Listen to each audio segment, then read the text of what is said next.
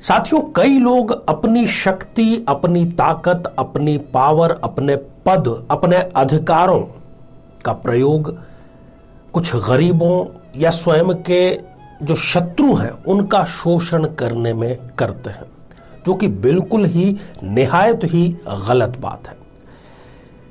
रोजाना जब अखबार में पढ़ते हैं तब कई बार हमें इस प्रकार की खबरें पढ़ने को मिल जाती है कि किसी व्यक्ति विशेष ने कर्जदाताओं के बहुत ज्यादा परेशान करने के चलते आत्महत्या कर ली।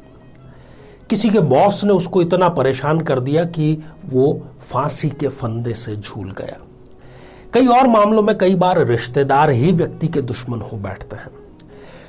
कहीं ना कहीं ये सारी की सारी जो बातें हैं ये इस बात का संकेत देती हैं कि जन्म पत्रिका में जो सूर्य देव की स्थिति है वो खराब है। और कई व्यक्ति यदि इस प्रकार का कोई घटनाक्रम नहीं करते हैं ऐसा निराशाजनक, तो वो अंदर ही अंदर रोज रोज घुट घुट कर मरते रहते हैं। मेरे बहुत ही प्रिय और बेहद सम्मानित साथियों, हृदय की असीम गहराइयों से अभिनंदन, बहुत बहुत हार्दिक स्वागत। साथियों, जब हमें अज्ञान होता है ना, जब हमारे अंदर ज्ञान की कमी होती है, ज्ञान की कमी को हम अज्ञान कहते हैं, तो उस अज्ञानता के चलते हमें ना तो उपाय सूझते हैं ना समाधान सूझते हैं। और चूंकि हम दिन भर केवल समस्या के बारे में सोचते रहते हैं तो हम केवल नेगेटिव रास्ते की तरफ जाते रहते हैं कि अब तो केवल स्वयं को समाप्त कर लेना, अब तो केवल सरेंडर कर देना, केवल यही एकमात्र उपाय है। साथियों, ऐसा बिल्कुल भी नहीं है। समस्या यदि है तो समाधान भी है। जिसने दी है परेशानी और वही करेगा मेहरबानी। साथियों, आज इस एपिसोड में हम विस्तार से चर्चा करेंगे कि ऐसा कोई शत्रु, हालांकि हम पहले कुंडली के माध्यम से जानेंगे कि कौन कौन सी ऐसी स्थितियां होती है कि जब व्यक्ति शत्रु से आक्रांतित तो रहता ही रहता है। खैर, कोई बात नहीं, वो अपना एक पक्ष है, वो समस्या है। तो कुंडली में कौन कौन से ऐसे योग होते हैं, खासतौर पर सूर्य की स्थिति के कारण, कि व्यक्ति जब सूर्य की खासतौर पर जब दशा अंतरदशा आती है तब वो घुट घुट कर जीना प्रारंभ कर देता है। और उसके बाद में हम एक विलक्षण उपाय की भी चर्चा करेंगे, जैसा कि हमारे इस साधना सिद्धि चैनल की परंपरा है कि उपाय ऐसा हो जो आप स्वयं कर सकें, उपाय ऐसा हो जो आप अपने घर बैठे कर सकें, और उपाय ऐसा हो जिससे आपको शीघ्रतम और सटीक लाभ मिल सके। तो साथियों, आइए बिना किसी देरी किए सबसे पहले जन्म पत्रिका पर दृष्टिपात करते हैं, ताकि थोड़ा सा सोचना समझना आपका आसान हो जाए। आप अपनी जन्म पत्रिका हाथ में जरूर लीजिए। हम एक खाली जन्म पत्रिका का सहारा ले रहे हैं, क्योंकि जो बातें बतला रहे हैं हम खासतौर पर सूर्य के मामले में,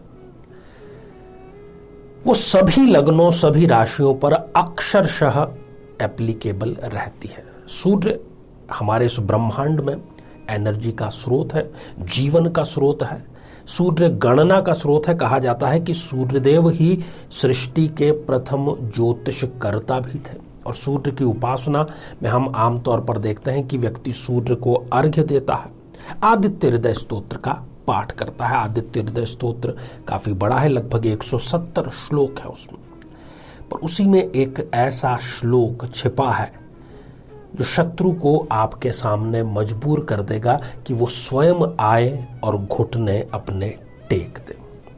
अब सबसे पहले आप सूर्य की स्थिति पर दृष्टिपात कीजिए। यदि आपकी जन्म पत्रिका में सूर्य देव त्रिक भावों में जाकर के विराजमान हो गए हैं, छठे, 8वें या 12वें भाव में है, तो ये स्थितियां होगी।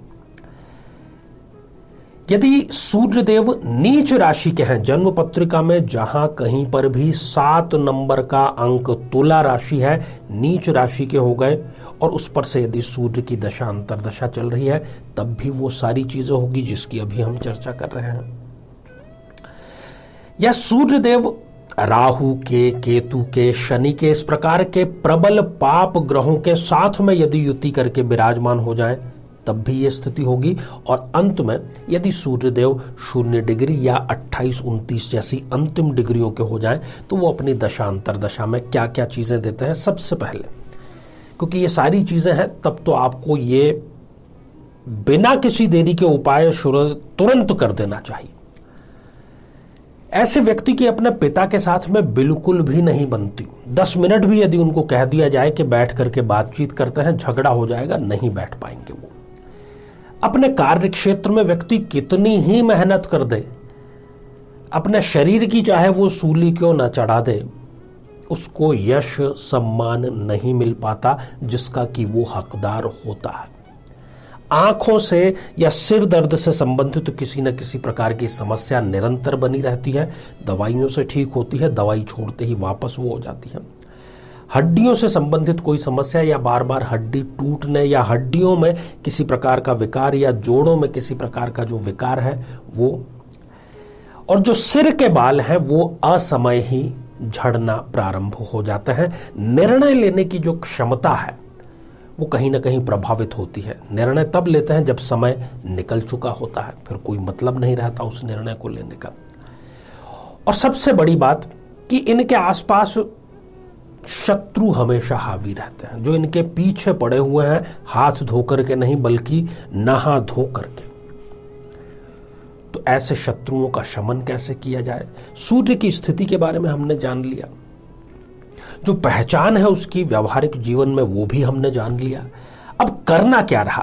क्योंकि खास तौर पर देखिए, समस्या यदि आपको बतला दी जाए और समाधान न बताया जाए तो ये बात बिल्कुल भी गले नहीं उतरती, बिल्कुल ठीक नहीं है ये बात। साथियों, एक ऐसा विलक्षण मंत्र है, आदित्य हृदय स्तोत्र का ही हिस्सा है। किसी भी रविवार से आप इसको प्रारंभ कर सकते हैं। सूर्य को आप जल समर्पित करें, अर्घ्य दें, ब्रह्म मुहूर्त में उठें, तांबे के पात्र में कोई लाल फूल आपको अगर हो सके तो डालिए, चंदन आपके पास में है तो थोड़ा सा घिस करके वो भी डालिए। अगर कुछ भी नहीं है तो आप केवल तांबे के पात्र में शुद्ध जल लेकर के सूर्य देव को समर्पित कर दीजिए। अब मंत्र जो है वो सारा का सारा जो चमत्कार है वो इस मंत्र का ही है, और इस मंत्र का आपको 108 बार जाप करना है, शांत चित्त होकर के। साथियों, मंत्र कुछ इस प्रकार है: ओम ह्रीम हेमा हेमालीढ़ स्वाहा, ओम ह्रीम नीलीढ़ स्वाहा, ओम ह्रीम मालीढ़ स्वाहा।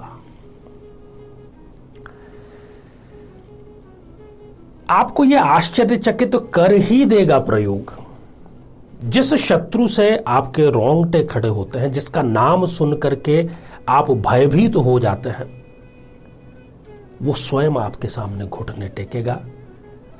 सालों में, महीनों में नहीं बल्कि दिनों में पूर्ण श्रद्धा और विश्वास के साथ में करिएगा, और मुझे भी सूचित करिएगा कि आपको इसका सकारात्मक परिणाम मिले।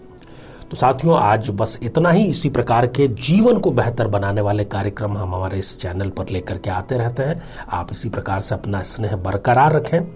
आप सभी स्वस्थ, समृद्ध और शांतिपूर्वक जीवन व्यतीत करें। नमस्कार। जीवन में किसी समस्या का सामना कर रहे हैं, जैसे कि शादी में देरी होना, पति पत्नी में मनमुटाव या तलाक तक की नौबत आ जाना, संतान का प्राप्त न हो पाना, नौकरी या धन प्राप्ति में बाधा आना, जीवन के प्रत्येक क्षेत्र में किसी न किसी प्रकार की बाधा आना, तो आज ही अपनी जन्म पत्रिका का संपूर्ण विश्लेषण करवाएं और पाएं समस्या से सदैव के लिए